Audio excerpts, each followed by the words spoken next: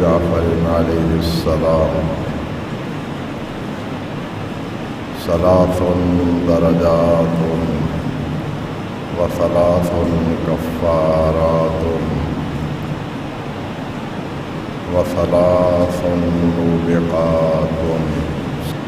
گناہ کبیرہ کے سلسلہ میں منع زکوٰۃ کے متعلق گفتگو ہو رہی تھی۔ یہ عمل زکوٰۃ کو روکنا یہ بڑے گناہوں میں سے شمار کیا گیا ہے، اور بعض احادیث کے مطابق ایک ایسا عمل ہے جو انسان کو اسلام کی حدود سے خارج کر دیتا ہے۔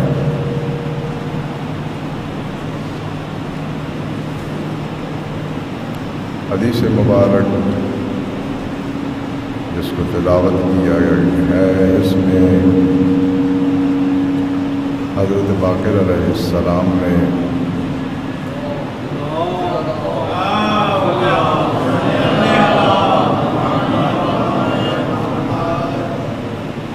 چند اعمال یا کام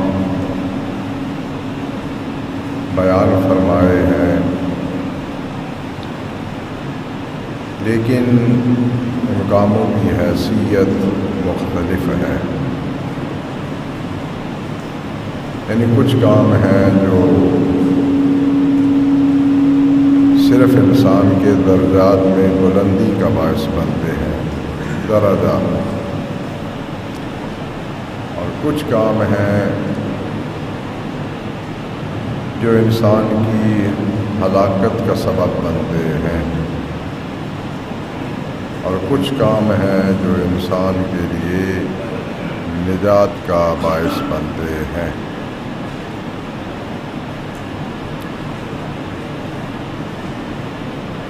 کام ہو سکتا ہے تعداد میں اس سے زیادہ ہو، لیکن حضرت نے اس حدیث مبارک میں تین کام سے ثلاث درجات، تین کام جو ہیں وہ درجہ شمار ہوتے ہیں، اور تین ہیں کفارات۔ کفارہ ہوتا ہے کہ گناہ کی وجہ سے جو کمی آئی ہے اس کو پر کرتا ہے، جو گیپ آیا ہے اس کو برابر کرتا ہے۔ ثلاث موبقات، اور تین چیزیں ہیں جو ہلاکت میں ڈالنے والی ہیں، یعنی ان کا جو ارتکاب کرتا ہے وہ ہلاکت میں گر جاتا ہے۔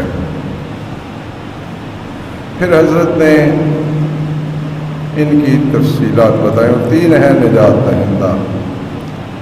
فاما درجات، جو درجہ میں ترقی کا باعث بنتے ہیں، فافشاء السلام، سلام کو پھیلانا، یعنی کوشش کرے کہ جس سے بھی ملے اسے سلام کہیں، چھوٹے اور بڑے کی حد سے نکل جائے، طبقاتی حدود کو کراس کر دے، بڑا چھوٹے کو سلام کرے، کیونکہ بہت سے معاشروں میں یہ رسم ہے اور باقاعدہ ایک قانون ہے کہ جب چھوٹا اور بڑا سن کے اعتبار سے چھوٹا اور بڑا جب آپس میں ملاقات کریں تو چھوٹے کا فریضہ ہے کہ وہ سلام کرے۔ یہ ہمارے معاشرتی سسٹم میں کچھ خاندانوں میں یا کچھ معاشروں میں یہ پایا جاتا ہے، نہیں، افشاء السلام ہر بندے کا فریضہ ہے۔ اور آپ سب یہ جانتے ہیں کہ حدیث مبارک میں ہے کہ اگر کوئی سلام کہے بغیر آپ سے گفتگو کرتا ہے تو اس کی گفتگو کا جواب تک نہ دیں۔ اس حد تک یہ ضروری امر شمار کیا گیا ہے۔ وَإِطْعَامُ الطَّعَامِ، ایک ہوتا ہے صرف سلام کرنا، افشاء کا مطلب ہے اسے پھیلانا، یعنی 1 2 4 تک نہیں۔ مثلا کوئی شخص جو ہے وہ محفل میں بیٹھا ہوا ہے، سلام کر کے بیٹھا، وہاں سے کسی کام کے لیے باہر چلا گیا، واپس آئے تو پھر سلام کہے، کیونکہ پھر اس محفل میں وہ بیٹھ رہا ہے، اس محفل کا حصہ بن رہا ہے۔ وَإِطْعَامُ الطَّعَامِ، اور کھانا کھلانا، یہ بھی درجہ میں اضافے کا موجب بنتا ہے۔ یہ ہمارا لاہوری فیشن والا کھانا کھلانا نہیں۔ لاہوری فیشن میں اور جو ہمارا پنجابی فیشن ہے اس میں یہ چلتا ہے کہ وہ ہم طبقہ لوگ ایک دوسرے کو کھانا کھلاتے ہیں، ہم طبقہ، دولت مند کو، بھوکا بھوکے کو، درمیانی والا درمیانی کو۔ یہ بھی ایک حد تک کہا جا سکتا ہے کہ اطعام طعام ہے، لیکن یہ ویسے جو معاشرتی سسٹم ہے اس میں اطعام طعام تو یہ نہیں ہوتا، یہ تو یا برابری ہوتی ہے یا دکھانا ہوتا ہے کہ آپ نے اس ہوٹل پہ کھلایا، میں اس سے بڑے ہوٹل پہ آپ کو کھلا رہا ہوں۔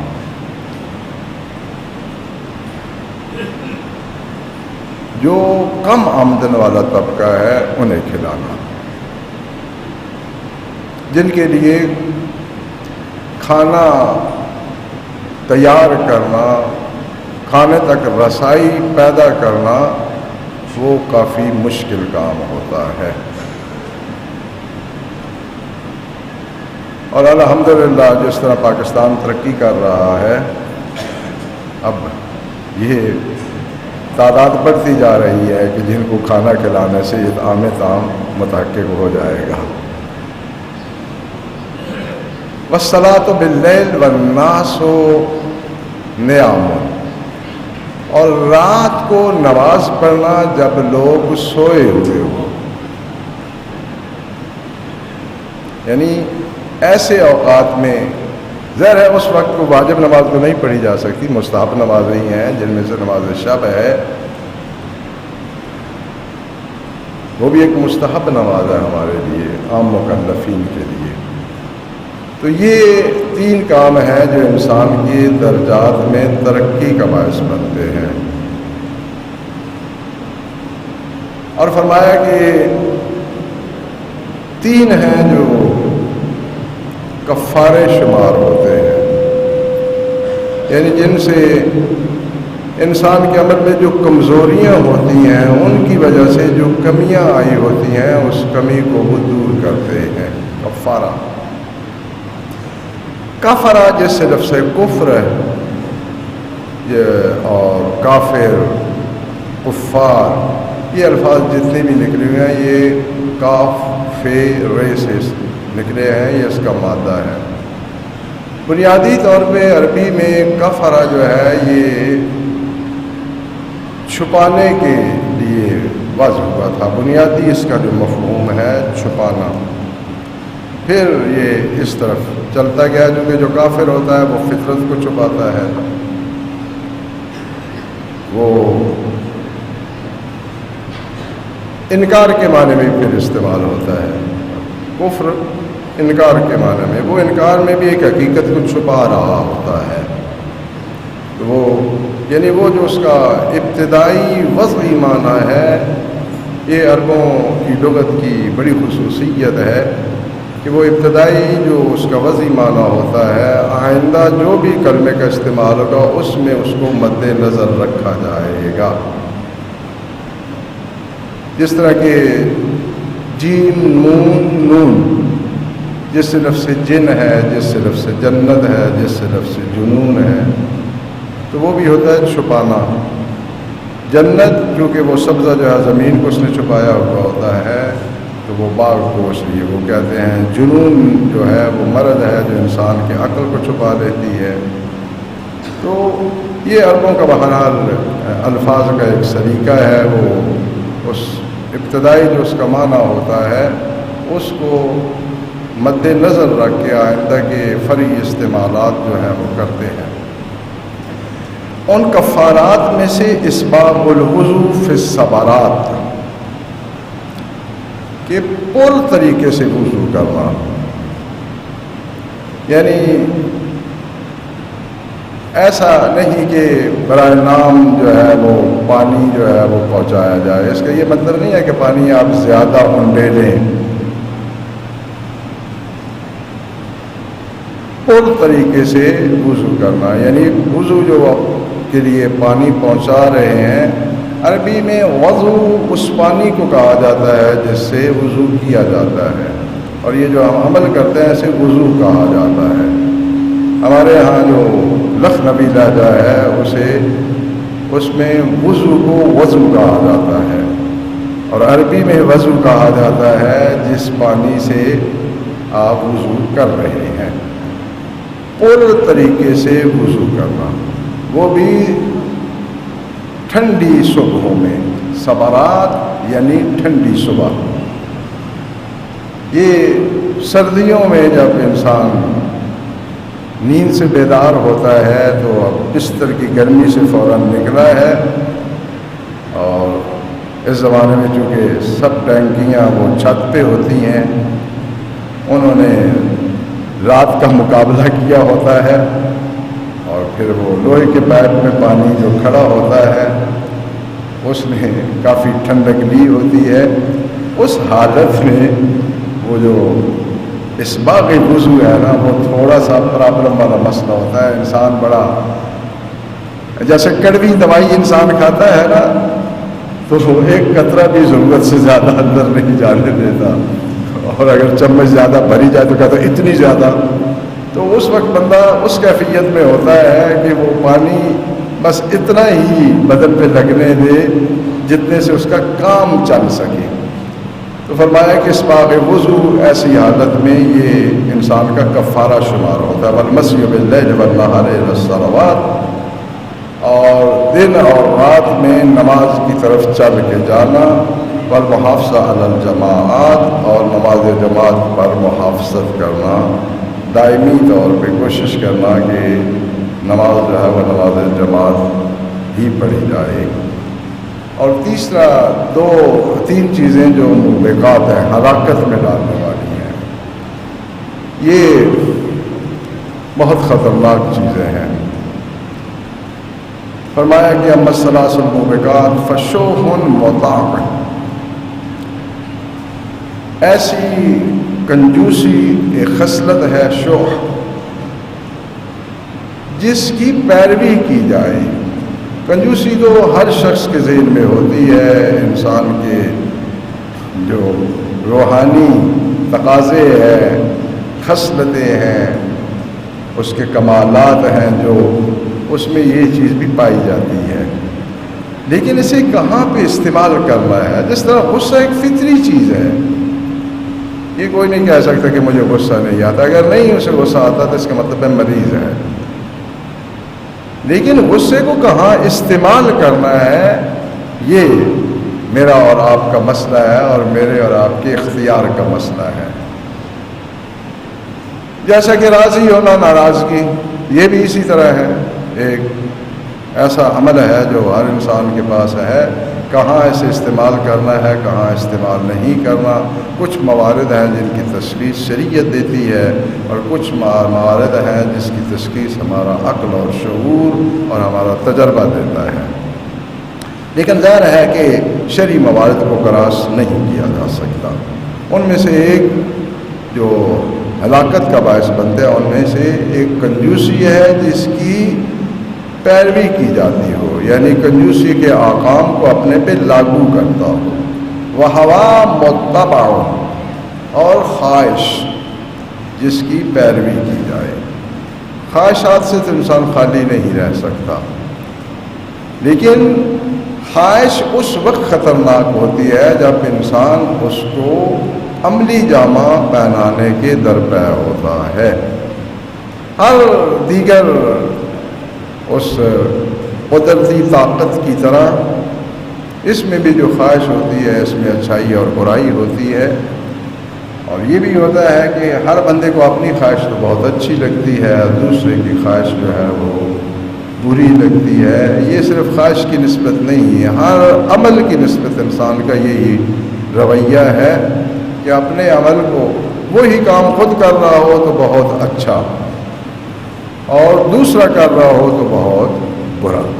یہ انسانی جو ہے وہ کہیں زندگی کا نقص ہے یا کمی ہے تربیت کی یا شعور کی۔ دیکھیں، اگر مجھے یہ حق حاصل ہے کہ میں اپنے دشمن کے خلاف کوئی اقدام اٹھا سکتا ہوں، تو پھر میرے دشمن کو بھی یہ حق حاصل ہے کہ وہ میرے خلاف کوئی اقدام اٹھا سکتا ہے۔ ہاں، البتہ اسے بھی قانون کے اندر، مجھے بھی قانون کے اندر۔ یہ تو بالکل غیر معمولی اور انتہائی بے وقوفی والی بات ہے کہ مجھے تو حق ہو اور دوسری فریق کو وہ حق حاصل نہ ہو۔ اور یہی سے ایک ہم حماقت جو کرتے ہیں وہ یہ ہوتی ہے کہ جس بندے کے ساتھ ہماری ان بن بنی ہوئی ہے اس سے ہم پھر توقع رکھتے ہیں کہ ہماری تعریفوں کے پل باندھے، اور جب اس سے کوئی ناملائم بات پہنچتی ہے تو ناراضگی بلٹ برش اوپر نیچے۔ بھائی، جب ہے ہی آپ کی اس کے ساتھ دشمنی اور اس کی آپ کے ساتھ، تو اس نے آپ کے فضائل کے لیے آیات نہیں پڑھنی، اس نے وہ دشمنی والے ہی الفاظ کہنے ہیں، اس میں اب ناراض ہونے کی کون سی بات ہے؟ لیکن یہ وہ جگہ ہے کہ جہاں پر ہم اپنے خام خیالی کی وجہ سے خواہ مخواہ اپنے کو تکلیف میں مبتلا کرتے ہیں۔ وَإِعْجَابُ الْمَرْءِ بِنَفْسِهِ، انتہائی خطرناک جو عمل ہے انسان کا وہ یہ ہے خود پسندی، جسے اردو میں کہتے ہیں خود پسندی۔ یہ معاشرتی برائیوں کی اکثریت جو ہے برائیوں کی، اس کی بنیاد یہی اعجاب المرء بنفسہ، کہ وہ اپنے آپ کو پسند کرتا ہے، اپنی رائے کو اہمیت دیتا ہے، اپنے کام کو اہمیت دیتا ہے، اور اس کے مقابلے میں دوسروں کے لیے اہمیت کا قائل ہی نہیں ہے۔ خود تو چاہتا ہے کہ اسے تازہ آکسیجن ملے، لیکن ساتھ یہ چاہتا ہے کہ کسی دوسرے کو آکسیجن تک رسائی ممکن ہی نہ ہو۔ اعجاب المرء بنفسہ، یہ ہماری جو ساری حکومتی خرابیاں ہیں، معاشرتی خرابیاں ہیں، ان میں 70 سے 80% خرابیاں اسی وجہ سے ہیں۔ مثلا کہیں بھی ایک اگر پینل بنایا گیا ہے، کمیٹی بنائی گئی ہے، 10 بندے، 4 بندے، 5 بندے، ان کو اکٹھا کیا گیا ہے کہ بھائی آپ نے مل کے اس کام کے متعلق فیصلہ کرنا ہے، تو وہاں پھر کچھ طاقت والے یا اپنی طاقت کا اظہار کرنے کے لیے اسے سارے کو یرغمال بنا لیتے ہیں، کسی طریقے سے باقی سب اعضاء کو جو ہے وہ عضو معطل بنا دیتے ہیں، اور جو خود چاہ رہے ہوتے ہیں وہ کرنا شروع کر دیتے ہیں۔ تو یہ وہی اعجاب المرء بنفسہ ہی ہے کہ انسان خود پسندی میں مبتلا ہے۔ ورنہ اگر ایک بندے نے ہی کوئی کام کرنا ہے تو 40 بندوں کو اکٹھے کرنے کی ضرورت کیا ہے؟ پھر ایک کو کرنے دیں۔ جب 40-50 بندے کسی کام کے لیے اکٹھے کیے گئے ہیں تو اس کا مطلب ہے کہ 40-50 لوگوں کی سوچ وہاں سامنے آئے، اس میں سے جو اچھی بات ہو اس کا انتخاب کر لیا جائے۔ لیکن معاشرے میں یہ ایک ایسا کوئی پرابلم ہے، نفسیاتی مرض آپ اسے کہہ لیں، کہ جو ہمارے معاشرے کی بہت سی خوبیوں کو ختم کر رہا ہے، اور بہت سی توانائیاں جو ہے اس وجہ سے ضائع ہو رہی ہیں۔ کہ دیکھیں، انسان جتنا ذہن سے کام لیتا ہے، دماغ سے کام لیتا ہے، اتنا اس کا تجربہ بڑھتا ہے، اتنا اس کی اطلاعات بڑھتی ہیں۔ اب معاشرے میں چند لوگوں کو چھٹی دے دیں، آپ سوچا کریں، اور باقی سارے جو ہے اس کے 10 بستہ غلام، تو پھر یہ سارے کا سارا معاشرہ جو ہے وہ سوچ کے اعتبار سے عضو معطل ہو گیا، ان کو سوچنے کی ضرورت ہی نہیں ہے۔ تو پھر کس طرح بہتری آئے گی؟ بہتری آتی ہے کہ کسی بھی جو بھی ہم کر رہے ہیں، اچھا یا برا کام، اس کے تمام پہلو جو ہیں ان کو دیکھا جائے، اور پھر ان پہلوؤں کو مد نظر رکھتے ہوئے فیصلہ کیا جائے کہ اس کام کو اس طرح کرنا چاہیے تاکہ خرابیاں کم سے کم پیدا ہوں۔ ورنہ کسی کے پاس سلسلہ واحد تو ہے نہیں، کسی نے بھی لوح محفوظ پڑھی نہیں ہوئی کہ تاکہ وہ ہر حقیقت کو جو ہے وہ آخر تک خود ہی جان سکے. یہ ہلاکتیں ہیں. اب وقت بھی جو ہے وہ ختم ہو رہا ہے اور وہ منجیات بھی کہنے تھے، لیکن بہرحال کیونکہ وقت کے دامن میں گنجائش نہیں ہے، وقت ختم ہو رہا ہے.